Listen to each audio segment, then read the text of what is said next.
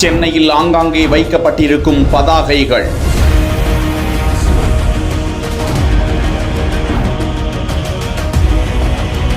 குழம்பி போயிருக்கும் வாகன ஓட்டிகளுக்கு வந்த முக்கிய தகவல்.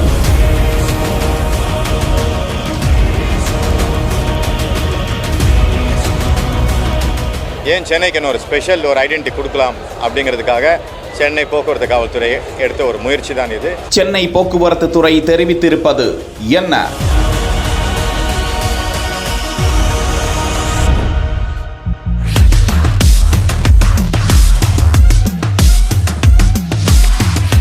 August 26 zero is good day.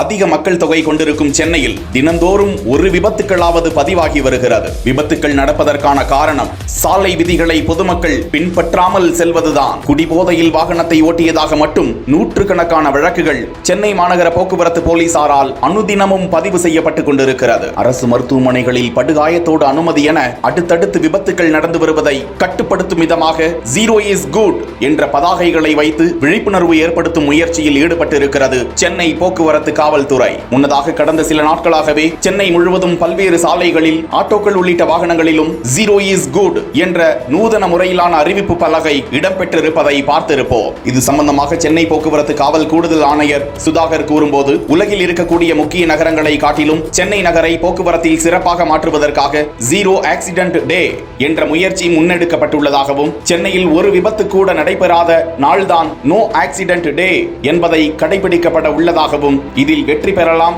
அல்லது வெற்றி பெறாமலும் போகலாம், ஆனால் இது ஒரு சிறந்த முயற்சி என தெரிவித்திருக்கிறார். இதற்காக ஆகஸ்ட் மாதம் 26ஆம் தேதி போக்குவரத்து காவல்துறையில் கரப்ஷன் ஜீரோ என்று தெரிவிக்கும் அளவில் ஜீரோ விதிமீறல், ஜீரோ அபராதம் மற்றும் ஜீரோ சலான் ஆகியவற்றை உள்ளடக்கி வாகன ஓட்டிகள் செயல்பட வேண்டும். அந்த நாளில் வெற்றி பெறும் முயற்சியாக இந்த விழிப்புணர்வு ஏற்படுத்தப்பட்டிருப்பதாக சென்னை மாநகர போக்குவரத்து காவல்துறையினர் தெரிவித்திருப்பது குறிப்பிடத்தக்கது.